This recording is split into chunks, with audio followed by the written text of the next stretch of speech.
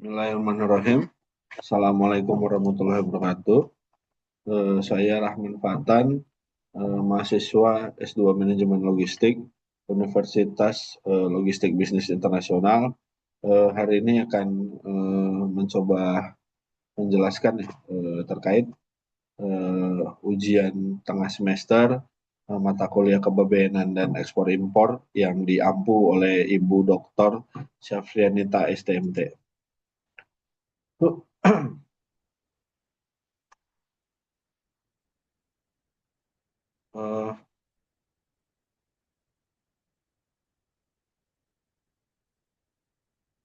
Oke, jadi dari soal UTS itu ada dua soal. Yang pertama, PT Berkah saat ini berkomunikasi dengan Yokohama Feed Corps untuk mengekspor 1.500 ton palm kernel expeller dari Pelabuhan Tanjung Priok Jakarta menuju Yokohama. Kedua pihak sepakat menggunakan Incoterm 2020, namun pembeli meminta penawaran dengan dua opsi, yaitu FOB di Tanjung Priok dan CIF di Yokohama. Jika kapal terlambat datang 2 hari dan terjadi kerusakan muatan 5% saat di pelabuhan muat, siapa yang akan menanggung resiko pada masing-masing skema tersebut, FOB dan CIF, dan jelaskan alasannya. Kita bahas ya. Yang pertama itu analisis risiko dulu. Kita bahas dulu di skema FOB-nya ya, free on board di Tanjung Priok dan CIF di Yokohama. Eh, Tadi dari soal tersebut, PT Jadi Berkah dan Yokohama Feed Corps menggunakan Incoterm 2020 dengan dua pilihan, yaitu FOB Tanjung Priok dan CIF Yokohama, untuk menentukan yang akan menanggung risiko atas keterlambatan barang dan kerusakan muatan di pelabuhan muat. Harus dipahami bahwa Incoterm 2020 mengatur pemindahan risiko berdasarkan titik penyerahan atau delivery point. Eh, Ini yang pertama kita bahas di skema free on board-nya di Tanjung Priok, yaitu titik pemindahan risikonya pada FOB, risikonya berpindah dari penjual ke pembeli ketika barang telah berada di atas kapal atau on board ship di pelabuhan muat Tanjung Priok. Jadi ketika barangnya sudah naik ke kapal, risiko itu sudah berada di tangan pembeli. Kemudian untuk tadi case-nya, jika kapal terlambat 2 hari karena memang sudah naik ke kapal, berarti yang akan menanggung risiko adalah pembeli. Alasannya dalam FOB, pembeli bertanggung jawab untuk pertama memilih kapal, melakukan booking, juga menentukan jadwal shift arrival-nya. Jadi penjual hanya wajib menyerahkan barang sampai naik ke atas kapal sesuai jadwal yang ditetapkan oleh pembeli. Jadi ketika itu sudah dilakukan, keterlambatan kedatangan kapal dan lainnya merupakan risiko pembeli, termasuk potensi biaya tambahan seperti storage atau demurrage yang ada di pelabuhan. Nah, kemudian untuk kerusakan muatan 5% di pelabuhan muat, ini akan menjadi resikonya si penjual. Kenapa? Karena barangnya belum naik ke kapal. Kerusakan terjadi pada saat barang masih berada di terminal pelabuhan dan belum dimuat di kapal. Pada fase tersebut, risiko masih berada di tangan penjual. Risiko hanya akan berpindah ketika barang melewati sisi kapal atau ship rail dan resmi berada di atas kapal. Kemudian kita bergeser ke pola CIF ya, Cost, Insurance, and Freight di Yokohama. Jika menggunakan pola ini, berarti nanti titik pemindahan risiko akan menyesuaikan. Pada CIF, meskipun penjual menanggung biaya angkut hingga Yokohama dan menyediakan asuransi, risiko tetap berpindah kepada pembeli ketika barang sudah berada di atas kapal di pelabuhan muat. Kemudian yang tadi case jika kapal terlambat 2 hari, yang akan menanggung risiko tetap pembeli ya. Alasannya karena pada Incoterms 2020 menegaskan bahwa CIF tidak memindahkan risiko ke penjual atas keterlambatan kapal. Penjual hanya wajib mengatur kontrak pengangkutan dan asuransi, bukan menjamin ketetapan waktu kapal. Setelah barang berada pada onboard kapal, seluruh risiko termasuk delay menjadi tanggung jawab pembeli. Nah, untuk kerusakan 5% di pelabuhan muat, ini tetap seperti tadi, penanggung jawab risikonya tetap ada pada penjual. Alasannya karena kerusakan terjadi sebelum titik penyerahan on board. Sebelum titik penyerahan on board, dengan demikian risiko masih berada pada penjual. Nanti baru akan beralih kepada pembeli setelah barang telah dimuat ke kapal.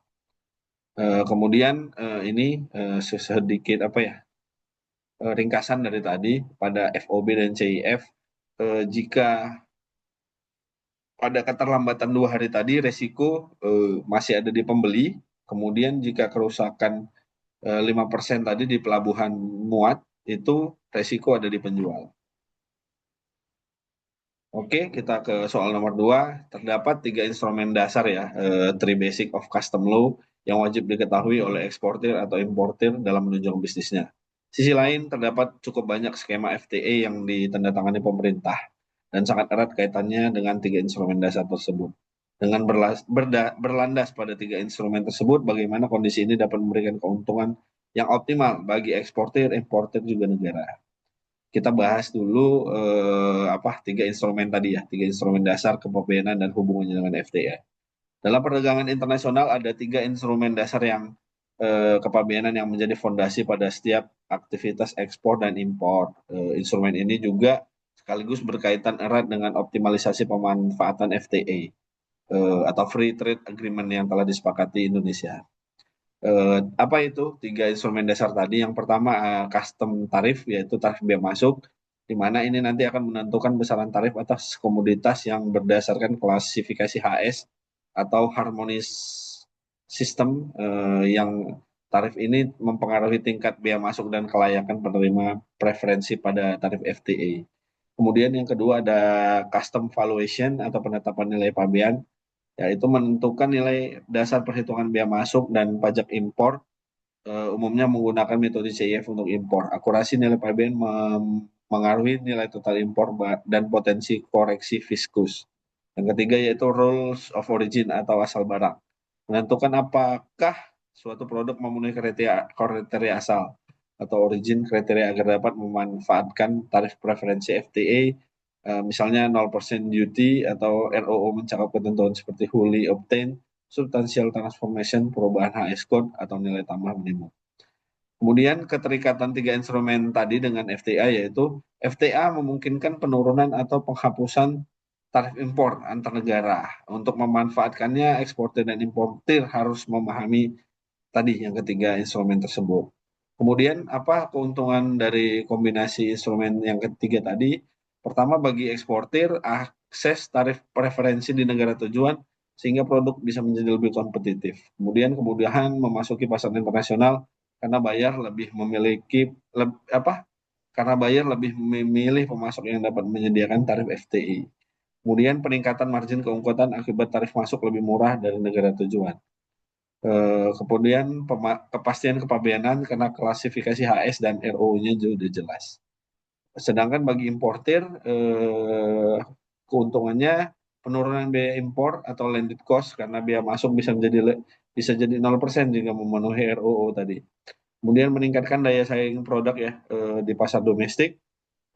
Kemudian efisiensi di supply chain karena pemahaman nilai pabean menghindari koreksi fiskus yang berpotensi menjadi dispute.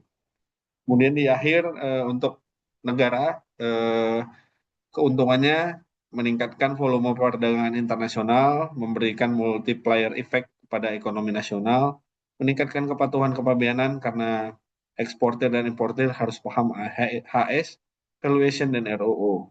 Kemudian meningkatkan daya tarik investasi karena Indonesia juga memiliki banyak akses pasar FTA. Kemudian peningkatan penerimaan pajak tidak langsung seperti PPN impor dan PPh 22 impor, meski biaya masuknya juga berkurang karena disesuaikan dengan RUU tadi. Jadi bisa kita simpulkan 3 instrumen tadi sangat penting untuk menunjang ekspor impor yang efektif dan efisien, juga meningkatkan ekonomi dan daya saing global Indonesia di kancah internasional. Demikian mungkin yang bisa saya sampaikan, lebih kurang mohon maaf. Wabillahi taufiq wal hidayah. Assalamualaikum warahmatullahi wabarakatuh.